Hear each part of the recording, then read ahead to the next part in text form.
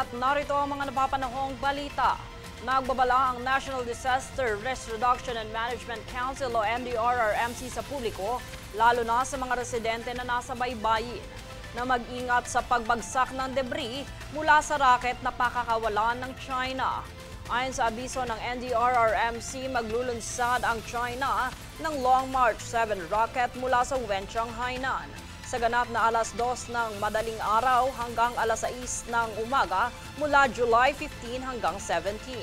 Inaasahang babagsak ang debris ng rocket sa iba't ibang drop location, 33 nautical miles mula sa Panatag Shoal sa Masinloc, Zambales, 51 nautical miles mula Recto Bank, Spratly Island, 88 nautical miles mula sa Cabra Island sa Occidental Mindoro at 118 nautical miles mula sa Busuanga, Palawan. Sa pagpapatuloy naman ng search and retrieval operations ng mga diver kaugnay ng missing Sabongero case, inihayag ng PCG na gumagamit ng jackstay search method ang mga maninisid para sa masusing paggagalugad sa ilalim ng Taal Lake.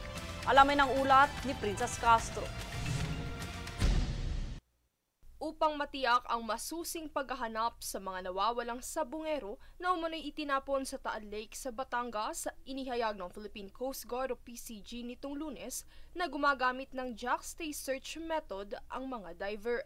Ang method na ito ay ginagamit upang makalikha ng isang search grid sa pamamagitan ng isang sistematikong pamamaraan na ginagamit ng mga diver upang masusing magalugad ang mga lugar sa ilalim ng katubigan. Partikular rito ang paghahanap ng nawawalang bagay o pagsisiyasat sa pinangyarihan ng krimen upang matiyak ang kumpletong saklaw.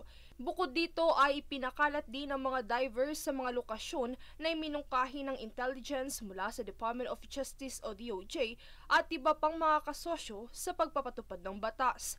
Ilan naman sa mga hamon na kinahaharap ng mga divers sa operasyon ay ang init ng tubig na naglalaro sa 30 to 32 degrees Celsius at ang lalim ng lawa na umaabot sa 50 to 70 feet na nangangailangan ng pag-deploy ng mga hyperbaric doctors para ma-monitor ang lagay ng mga maninisid.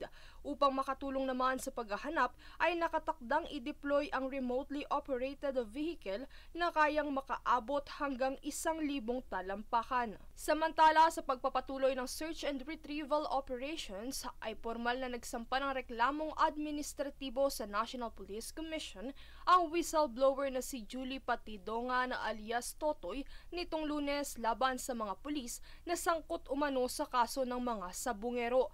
Ayon kay Patidongan, nasa 30 ang hindi aktibong pulis ang sangkot sa pagkawala ng mga sabongero, habang 12 naman ang aktibo sa serbisyo kung saan isa sa 12 ang kanyang pinangalanan. Binayaran umano ang mga pulis para dukutin ang mga sabongero. Sa pahayag naman ni NAPOLCOM Vice Chairperson at Executive Officer Rafael Vicente Calinisan, sakaling mapatunayan ay maaring maharap sa kasong administratibo ang 12 pulis na itinimbre ni Patidongan. Inaasahan naman na mailabas ang desisyon sa loob ng 60 araw. Sa panig naman ni Justice Secretary Jesus Crispin Remulla, isa umano sa tinitignan ngayon ng mga investigador ay ang posibleng pagkakaugnay ng mga individual sa likod ng missing Sabongero case at mga sangkot sa extrajudicial killing sa panahon ng war on drugs ng nakalipas na administrasyon.